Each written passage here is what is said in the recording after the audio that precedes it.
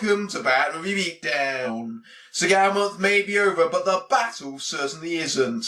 Here's Half Past Dead 2. I think the immediate reaction anyone has is, there's a Half Past Dead 2? Very regrettably, the answer is yes. Why it exists is a fairly simple question to answer. The original Half Past Dead was not a theatrical hit, but it obviously sold well on DVD. The DVD boom, along with the increasing cheapness of production, meant that the direct-to-DVD market exploded, particularly with your Seagals, Van Dammes, Slaters and Snipes. And if it's not their generic action flicks, it's sequels to big hit sellers on DVD. Did you know there's an Into the Blue 2, The Prince and Me 4, Dr. Dolittle 4? Especially responsible for this are Sony, who have done cheapo sequels to Sniper, Pumpkinhead, Open Season, SWAT, Hollow Man, and many other genre films too numerous to mention. They often suck, but fans buy them up anyway, often purely based on name value. Only 2 of the original cast return, and I'll let you know who definitely isn't: Seagal, somewhat understandably. Replacing him is a new character played by Bill Goldberg and a new prison, ditching the Alcatraz setting for the most part. Ever wanted to see a film so bad that even Seagal turned it down? Prepare to witness the answer. So the film starts off with a lot of recycled footage from Half Past Dead, carefully edited to avoid featuring Seagal. We then transition into this prison yard, which looks nothing like the rest of New Alcatraz. What do you mean this movie has no budget and was clearly shot in one location? We also see our lead character and one of 2 remaining characters from the first film, Twitch, still played by rapper Kurupt, and still painting up the prison it seems. You remember the character of Twitch, don't you? He, painted, and he got blown back by a rocket launcher. He was very memorable, wasn't he? No, he wasn't, but tough shit because even Seagal and Ja Rule have too much sense to come back for this one. A basketball game turns into a full-blown fight for some reason, and everybody starts brawling. And you don't even have to look closely to tell that none of the blows even come close to connecting. When an action movie doesn't know how to stage fight scenes properly, you've got problems. The fight is broken up by the other returning character, the Warden played by Tony Plana, and he's gotten old, hasn't he? You worried what they could do to you? You should worry more about me and what I'm gonna do to you. That's right. Don't be afraid of the muscle-bound freaks. Be afraid of the Warden with a massive midlife crisis going on. Be very, very afraid. You wouldn't last 2 weeks in a place like Creighton. Toughest max security joint in the country. Oh, so New Alcatraz isn't the toughest prison in the country anymore. Good to know. They don't have the budget to replicate the state-of-the-art maximum security prison that was seen in the last film, so the Warden warns the inmates that the next inmate who starts a fight gets a straight trip to Creighton. That doesn't seem like a forced and easy way to write out the prison now, does it?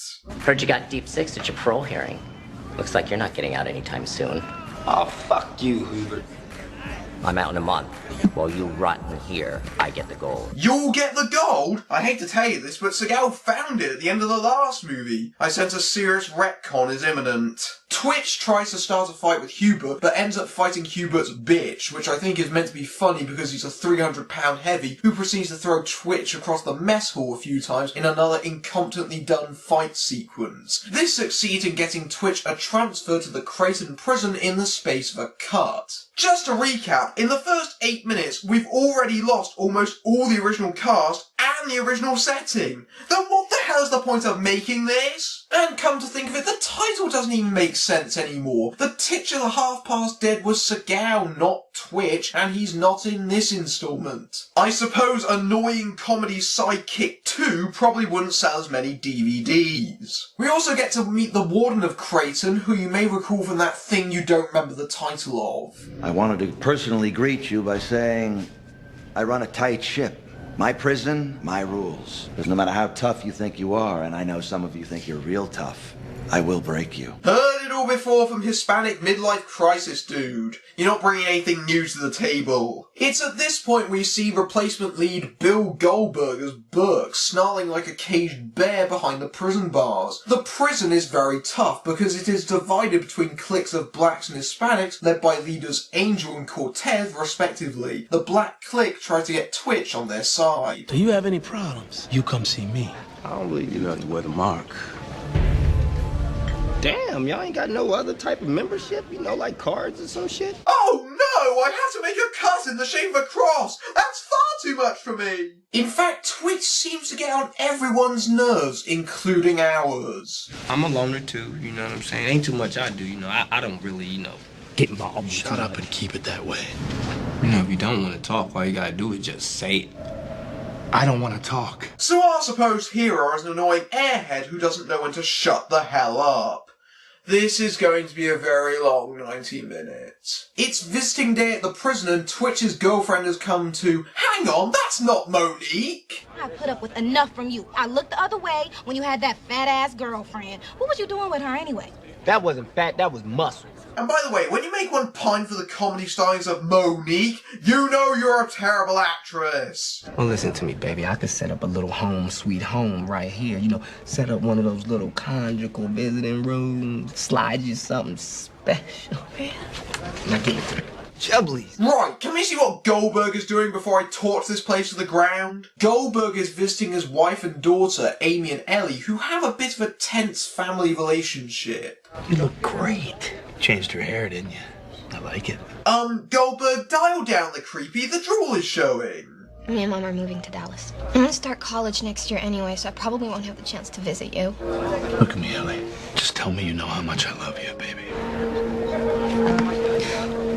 1, 2, 3, ring the bell! And the winner by pinfall is acting! Some time passes and Twitch wants to get a conjugal room for him and his girlfriend, which means making a deal to join the Black Clique. He gets the room for his girlfriend. That in no way resembles a cheap hotel room they've rented out. Reese down there, man. What's going on, Lewis? Detector's not functioning. It's almost like it was sabotaged or something. Goldberg is on cafeteria duty when just what you might expect happens. Angel! So despite the fact that Cortez just screamed Angel's name across the room, everyone thinks that Goldberg did it, even though he had no reason to. That makes complete and total sense. So he has a gun too? Nice security, guys! There seems to be several hints that JT, Angel's former right-hand man turned traitor, and was part of the setup on Burke. Of course the movie then forgets about it and it's promptly never mentioned again. A full-blown prison riot occurs, or at least as much as the budget can afford. You never have to bother with that man ever again. Stop it, Mom. He's my dad. Isn't this meant to be a different day? I'm pretty sure Twitch didn't get his conjugal room instantaneously. Could you please open this? I can't open the gate. The whole prison's on lockdown. Lockdown? Oh no! This is horrible! Don't make me act! Cortez easily takes over the entire prison and releases the other prisoners, causing them to join the revolt. That's it, extras. Throw random stuff around! Yes! Yes! Make a mess! A bounty has been placed on Burke's head, and you know what that means? Random fight scenes with extras! First you popped Angel, and this is what you get!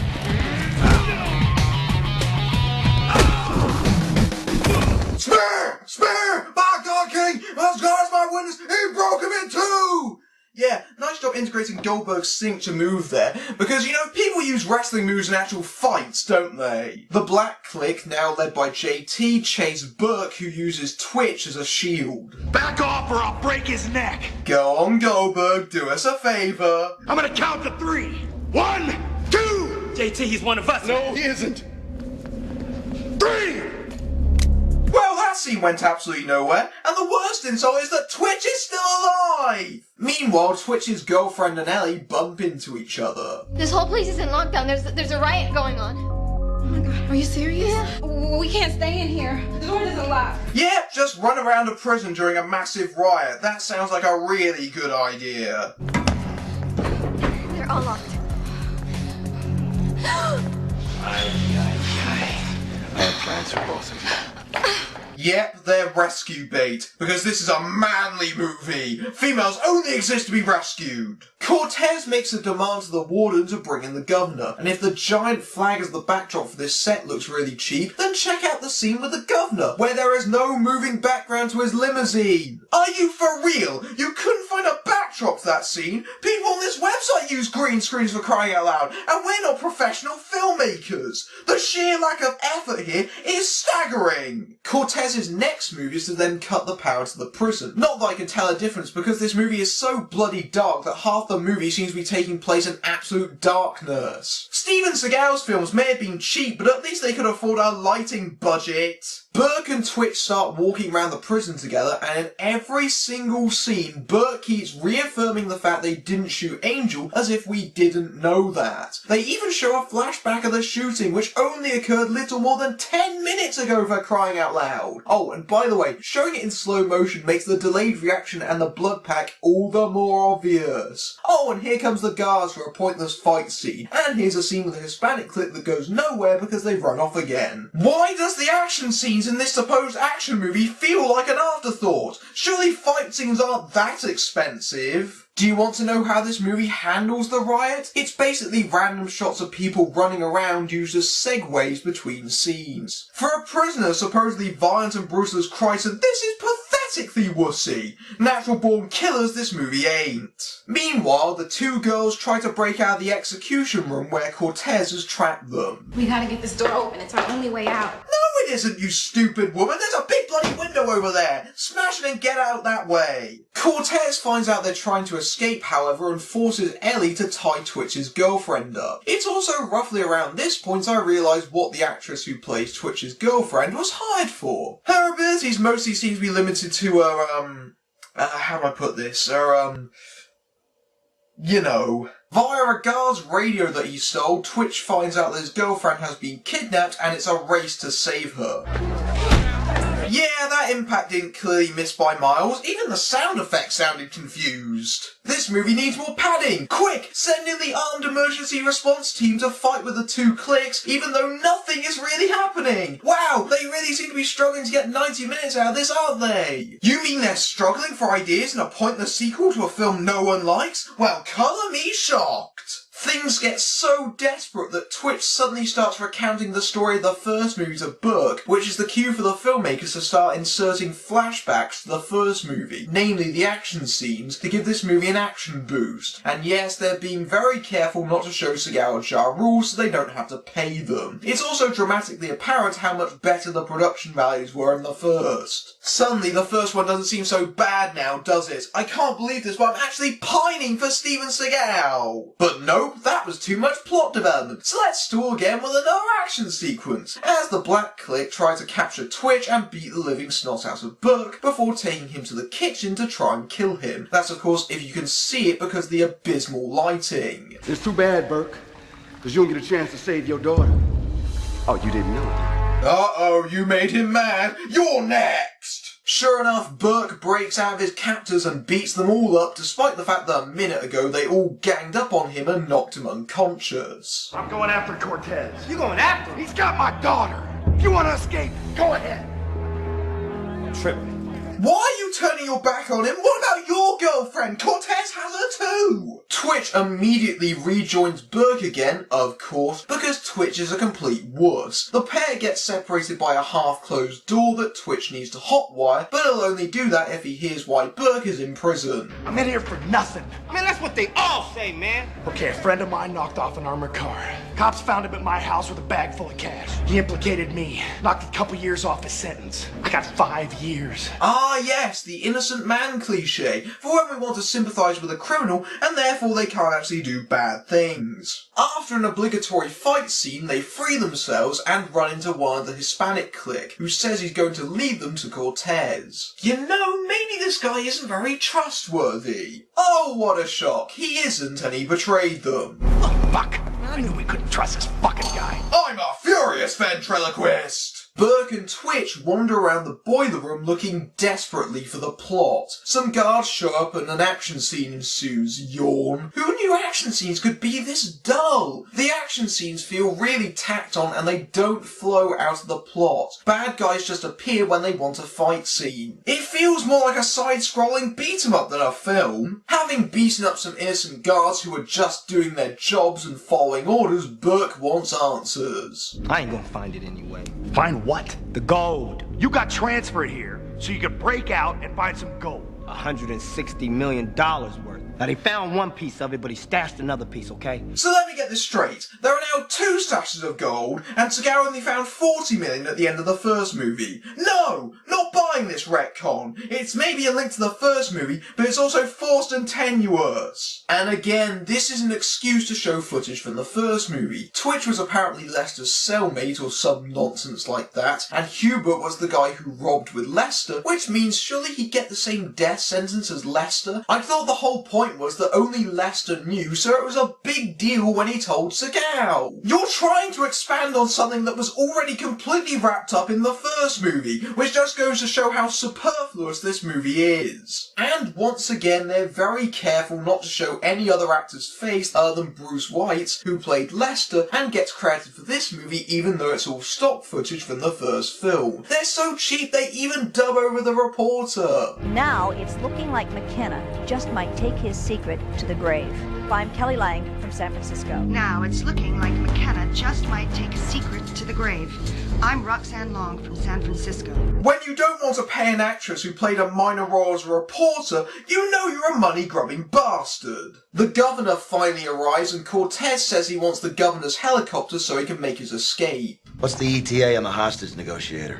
Forget that. Give him the helicopter, for now. That's a murderer you're setting loose. If you got a better idea, I'd certainly like to hear it. Governor, I don't think the approval ratings are going to be great if you give a prisoner with a life sentence a helicopter so he can break out of prison. Twitch and Burke figure out where Cortez is holding their women, and the warden spots the 2 on the security cameras, which I guess are still running on emergency power. Also, that footage on the security cameras is clearly shot in the daytime when it's night by this point. Obviously, because they wanted you to be able to see a damn thing. Burke and Twitch find Cortez and the 2 women on death row, and Cortez refuses to give them up, shooting Burke in the side. You motherfucker! See, girls, Cortez just proved my argument earlier. If you weren't both completely useless, you wouldn't be in this position. Cortez tries to take the women to the landing pad, and Burke, undeterred by little things like gunshot wounds, follows him, and they have a fight even though one of them is probably bleeding quite badly now. Perhaps this is why it's a lethargic fight where Burke gets kicked in the face until submission. Luckily, Twitch has 10 seconds where he's not useless, pointing a gun at Cortez, giving Burke enough time to recover and finish the job.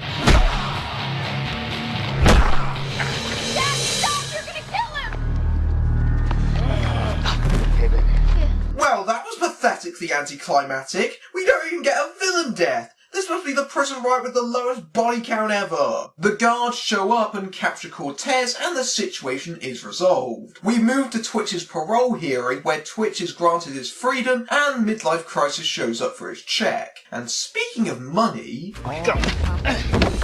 Seriously, it was in a box right below the surface, a nationwide search, and it was in a box in the ground.